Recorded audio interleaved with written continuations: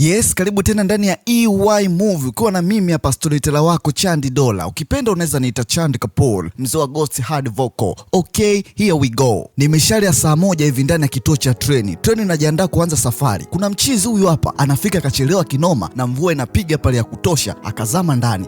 Sasa mani naulizia siti namba 200 iko kwa upande gani? Siti namba 200 mbona ishachukuliwa? Wewe utakuwa umekatiwa tiketi na winga wewe. Umekata tiketi jioni hii au sio? Ya ndio. Okay sawa, sio mbaya. Nenda kule mbele utakutana na mwenzi aliyepigwa na winga kama wewe. Kaeni hapo pamoja, sawa? Sawa, asante. Okay, mchizi akaenda mpaka siti alioelekezwa, akakuta kweli kuna msela anasikiliza bakola. Samahani, wewe ndio tiketi namba 199? Ya, ndo mimi. Karibu ukae mwanangu. Bora nimepata support. Katika kutambulishana pale wakajikuta kumbe wote ni wanafunzi wanaenda kuanza kusoma chuo kimoja kozi moja. Kulikuwa na wanachuo wengine pale. Basi wakajikuta wanakula story pale kwa pamoja. Okay, wakatimba mjini. Alafu ndo mara yao ya kwanza sasa. Hao moja kwa moja mpaka chuo kikuu cha Dar es Salaam UDSM. Uswaze natumia kama mfano tu. Kama unavyojua first year lazima muanze na usajili pale foleni. Baadaye wakapangiwa room yao ya hostel, wakakutana na marafiki wengine wa room jirani. Wakatambulishana pale, huyu katoka Mbeya, huyu Mwanza, huyu Kigoma. Yani hapo ungosha na umwaisa mwingi sana, lugha gongana, ila kitaeleweka tu hivyo hivyo. Uzuri wote wa shambada. Kuna hiki hapa kiongozi staff wa hostel, mjomba wake na ankozala kina mikwala hicho balaa. Okay, orientation zikaanza pale kuwakaribisha first year na kuwapa sheria na protocol za chuo. Mnaanza kutembezwa pale, kutambulishwa maeneo, majengo, labu, sehemu za michezo na kadhalika. Okay, kuna eneo la mwisho nataka niwaoneshe. Mmeona ule mlango? Mule ndani kunaitwa secret cave au pango la siri. Hamwezi mkaingia kwa sasa mpaka mfike mwaka wa mwisho chuoni. Mtakapomaliza ndipo mtapewa funguo ya humo muone kilichomo. Okay, baadaye sasa masini ya chuo, yani wale wakongwe wa chuo mwaka wa 3 na wa 4, wakaita first year wote wanaotokea mkoani katika jengo lao hilo la hostel na kuanza kuwapa sheria za bloku yao ya hostel. Sasa kuna mmoja huyo mwembamba ila ni mtata kinoma yani. Yani hapa kinachoendelea wanapewa sheria za kibabe na uonevu tu. Cha kwanza humu ndani hairuhusiwi kuvaa nguo za kibisho, mambo ya Gucci, Louis Vuitton wala boxer za Calvin Klein. Vaeni nguo za mitumba na majeje ya Kalume. Msitake kujikuta mnalijua jiji wakati nyinyi ni washamba tu. Okay, baadaye wakakaa pamoja. Oi wanangu, hivi kweli wanafunzi wetu wanaweza kutupangia sisi jinsi ya kuvaa? Hii sio kweli aise. Kaka, sisi ni wageni, hem tujifanye wajinga kwanza kwa muda. Tukizoeana nao mbona yataisha yote haya? Wanatukaribisha tu semester ya kwanza hii. Okay, group lao lilikuwa kama la watu 8 hivi. Wakaanza fuata maelekezo waliokuwa wanapewa, kwenda kununua nguo za mitumba na kadhalika. Siku hiyo sasa sijui walijichanganya nini, wakawa wamepewa adhabu na viongozi wao mbele ya umati. Yaani uonevu ulikuwa wa kutosha ise. Sasa kipindi jamaa wetu kainamishwa, akamwona binti fulani hivi ana dansi pale. Baadaye adhabu imeisha, akatoka kumtafuta yule binti, akaja kumuona huyu hapa mrembo. Mchizi anaitwa Alun. Kiufupi alivutiwa na binti kinoma yani, kuanzia midomo, pua, macho na tabasamu lake anavyoliachia taratibu kama jua linalochomoza asubuhi. Akaenda sasa kumpangilia huyu jamaa yake ambaye anaitwa Anthony kuwa kuna mtoto mzuri kavutiwa naye. Upande wa pili mbabe wetu Leonardo Sinanyama naye kumbe alishamuona huyo mtoto mzuri, akampenda, kavutiwa naye. Oya wanangu, katika first year kalivyo kazuri,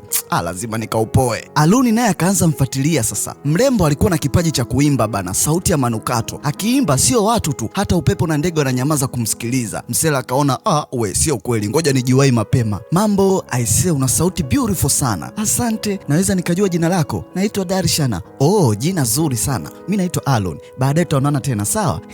Kijana naye ana ujasiri. Mwanangu we kiboko, unajiamini kinoma. Ukimpenda mwanamke weka aibu pembeni, la sivyo utompata. Hiyo ni gia namba 1 tu. Ngoja uone nitavomkoleza. Vipi kama na bwana je? Jamaa akafikiria jinsi alivyomwangalia.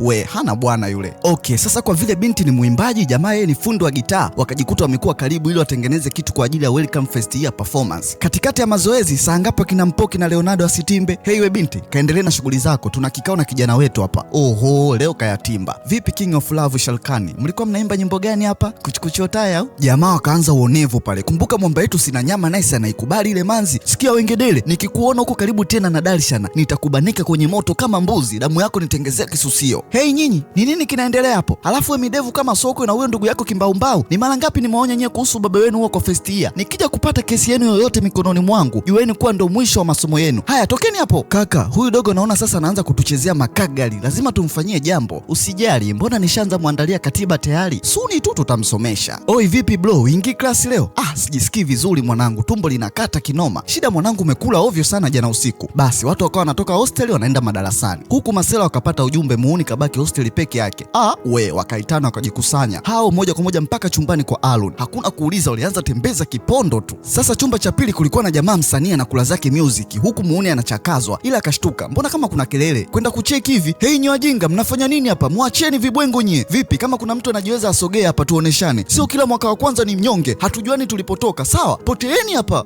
Masela bana alikutana na mbabe wao, wenyewe walinyong'onyea wakaondoka, ila wakajiuliza huyu jamani nani, mbona anajiamini vile, hatuogopi? Subiri naye tutampangia siku dadeki zake. Sasa taarifa zikaanza enea chini chini, kuna Festia akachakazwa kisa demo. Hii kitu Aluni limuuma kinoma, yani unamchukuliaje kwani? Akaona subiri, mwamba akaenda vunja kabati lake, akaweka saa mkononi, weka miwani, halafu akatoka kismati zaidi, ugentleman mwingi. Wakulungu wa baba wakashangaa, huyu dogo si tulimwambia hakuna kuleta ubisho? Oya, kile kipigo kija kutosha, si ndio? Wanataka kumletea za kuleta.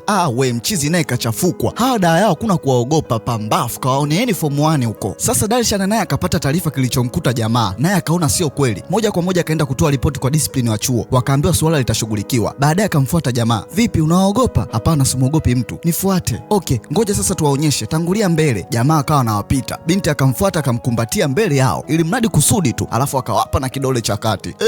Kumbe binti naye akili mbili ese. Mimi nikajua ni mpole na mstaarabu. Nani anaweza vumilia dharau hizi? Wakambananisha tena jamani, kichapo tu. Hawamui jamaa aogope, anawacheka tu huku anamdunda. Kidogo tu akaja kukutwa, wakaitwa ofisini, wakapewa baloza kufukuzwa chuo. Wakafungasha vilago vyao, hao wataenda kujibu huko kwa wazazi wao walikuja chuo kusoma au kuleta ubabe. Okay, jamaa sasa kashapata uhuru na mchumba. Siku hiyo akaona sio kweli, acha utani, akafunguke kwa binti. Unajua nini Darshan?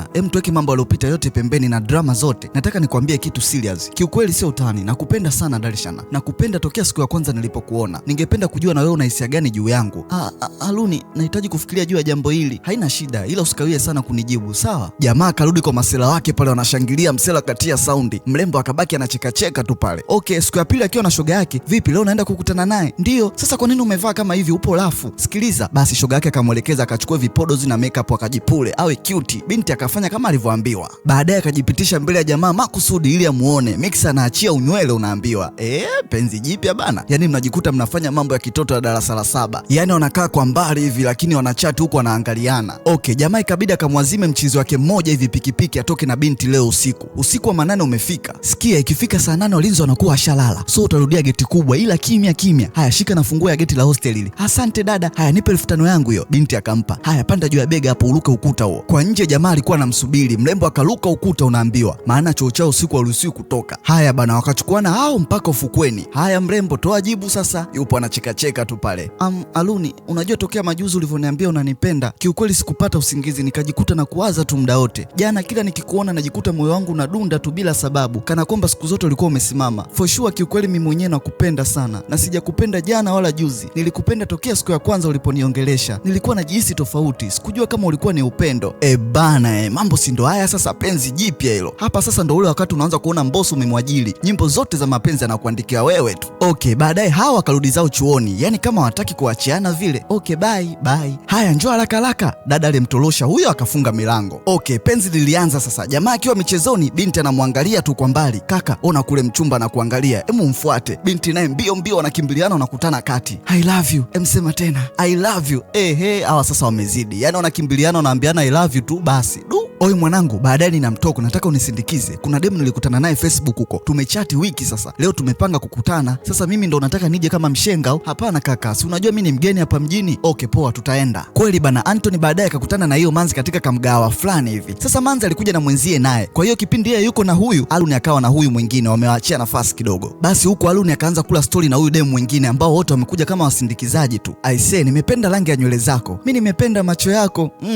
Vipi, una girlfriend? Huku jamaa akawa anapigiwa simu na Darshan. Huu mtihani sasa shehe wangu, ajibu hapana au ndio? Mtoto mzuri huyo hapa mbele yake. Pote liwalo na liwe, akajibu hapana. Sasa bana, kuna hilo chimbo watu na wapenzi wao, yani kapo. Mnanunua vyamvuli fulani hivi, alafu mnajifunika hapo, mtajua wenyewe mnafanya nini. Anthony akakaa na demu wake wakajifunika. Haya sasa wasindikizaji, binti akamuita jamaa, na sisi tukae. Msela mapigo ya moyo yanadunda, anaona naenda msaliti demu wangu hapa. Karembo kakachukua mamvuli wakakaa bana. Ile wanajifunika tu. Ghafla kuna watu wakaja wakawa wanawafukuza zile kapo kwa bakola, hawataki huu unaoendelea sehemu hii. Vijana wa ovyo kabisa.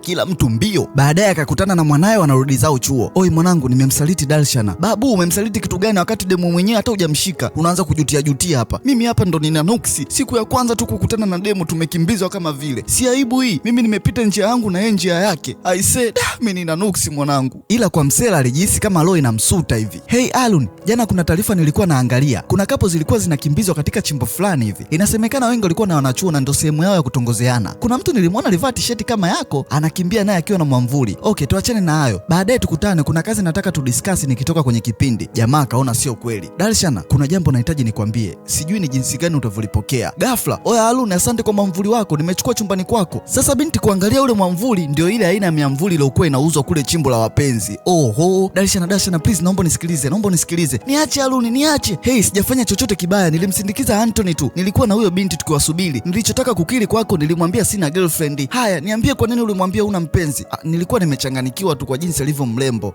Yaani huyu jamaa hajui hata kuongopa. Binti huyo akaondoka. Wefala, unajikuta malaika huku wa mkweli muda wote. Yaani umeshindwa hata kumuongopea. Baadaye jamaa piga simu sana, binti apokee. Huku binti analia tu. Jamaa choki anapiga tu. Binti akapokea. Nimekuambia sitaki unipigie, sawa? Darshana, tafadhali nisikilize. Hakuna kinachoendelea tena kati yetu, sawa? Sidhani kama naweza kukusamehe. Nitatafuta mwanaume mwingine, tutakumbatiana, tutapigana mabusu mbele yako. Nionyeshe kuwa sikutaki tena. Wewe kaendelea na kimada wako huyo mrembo, mjinga wewe. Unasemaje wewe mwanamke? Sasa na mimi nisikilize vizuri, nilikudanganya. Tulivyotoka pale mimi na Anthony, tukatafuta room katika hoteli, nikalala na ule mwanamke. Nenda uambie marafiki zako wote sasa. Haina haja, tayari wako hapa wanakusikia. Shit, god damn it. Mchizi akatoka kwa hasira akamfuata ule jamaa aliyemletea mwamvuli pale, ni kipigo tu. Unafurahi sasa nimeachana na mpenzi wangu? We mpumbavu, usinifanye nilikuwa sijui. Kuwa unanisnitch mpaka kwa wale mafala waliokuwa wananidunda. Yaani ni varangati tu pale kwenda mbele. Msela alikasirika kinoma, akarudi chumbani kwake akalia sana kuachana na Darshana. Ikafika kipindi cha pepa la mwisho UI la kufunga chuo. Msela anafanya mtihani huko na stress tu akimkumbuka binti.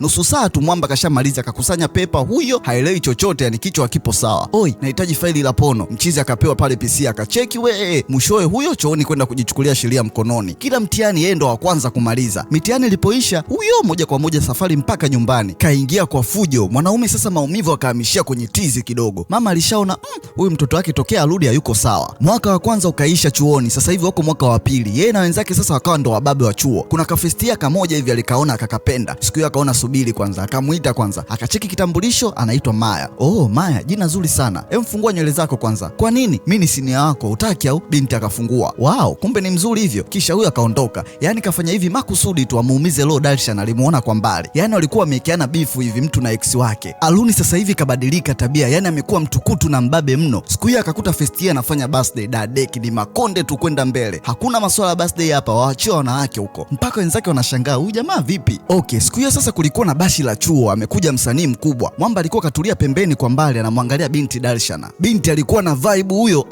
Akapanda stejini akaanza cheza na msanii pale. Hii kitu jamaa ilimuuma. Kumbuka bado anampenda sana Darshana. Akampigia simu yule manzo wa mwaka wa kwanza. Hey Maya, nimekumisi, njoo kwenye party. Sasa hivi ni usiku sana. Si unanipenda au? Ndio nakupenda. Haya njoo. Yaani hiyo inaitwa kiubabe zaidi. Binti kweli akaja. Hey, tutoke out leo usiku. Kuna rafiki yangu ana apartment. Leo hayupo. Twende tukakae usiku wote huu. Lakini nitawezaje Aluni? Vipi, hautaki au? Maya, tondoke hapa. Rafiki wa Maya alikuja kumchukua. Anamjua huyu jamaa akili zake. Yaani ni kweli Maya alimpenda Aluni, ila yeye anamtumia kama chombo tu kumtia wivu Darshana. Sasa kutokana na utukutu na ugomvi wa Aluni pamoja na kundi lake, wakafukuzwa kukaa hostel, wakakae mtaani huko. Wakaona kudadeki kwa ni shingapi. Hao moja kwa moja wakapanga zao geto moja, chumba pamoja na sebule. Sasa humo ndani kukawa ni uhuni mtupu, sigara na mipombe tu yani. Tayari siku hizi jiji la Dar lishakuwa lao. Chuoni hakuna wa kuambia kitu. Sometimes Aluni anatokaga na Maya out. Binti anampenda kweli, ila jamaa wala yuko naye kwenye mahusiano kama bosheni tu. Maisha ya geto aliendelea, yani ile hawalali ni kukesha mitungi, wanawasha wanachoma. Oyo wanangu, tunafanyaje? Pesa za bumu zimeisha na nina kiu ya mitungi kinoma. Mimi nina wazo. Saa ngapi sikusanyi mavitabu yao yote na kwenda kuuza wapate pesa za pombe.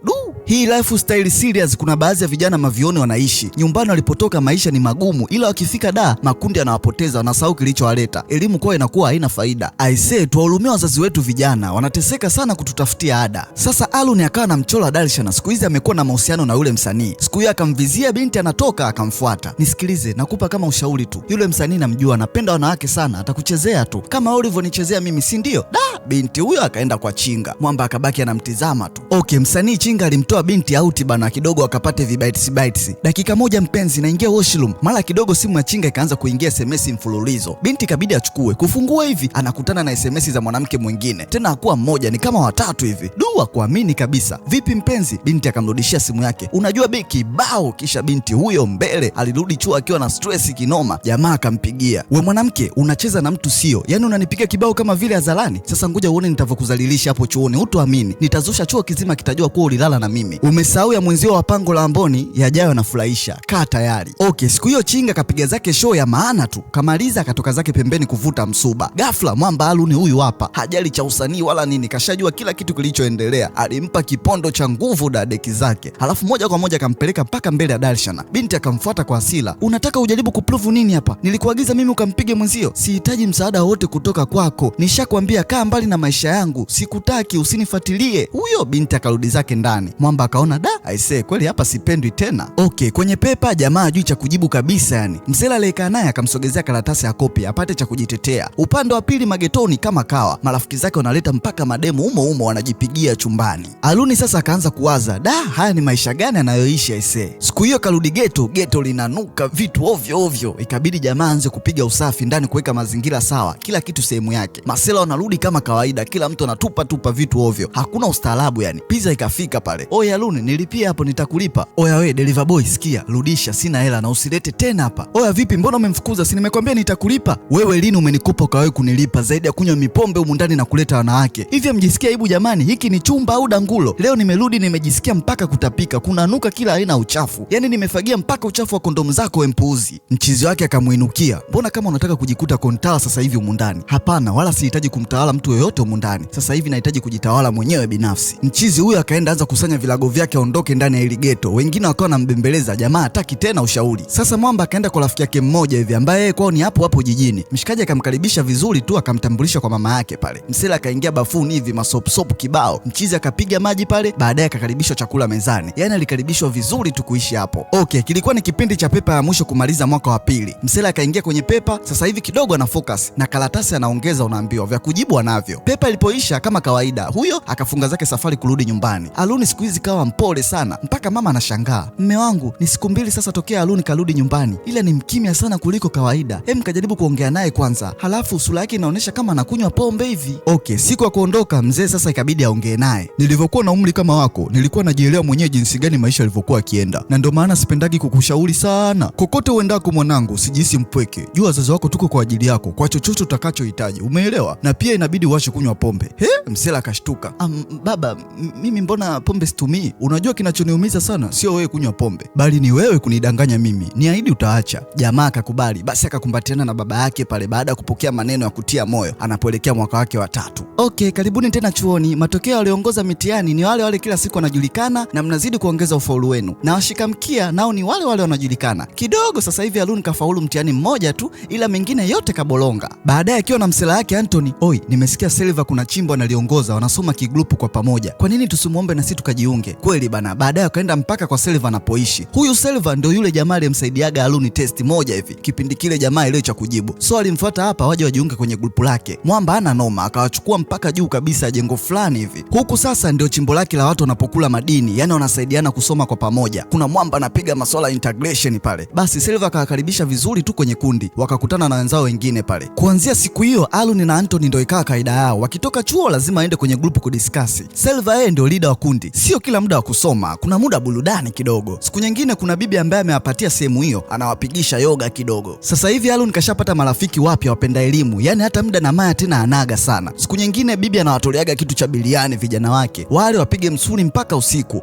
Siku hiyo saa ngapi Darshana asije na shoga yake kujiunga nao katika hilo kundi? Wamekuja kupiga kitabu, nani anataka kufeli sasa? Silva, una ndoto gani maishani? Ndoto yangu kubwa ni kuja kuona wazazi wangu wanapata kila wanachohitaji. Sina ndoto nyingine zaidi ya hiyo.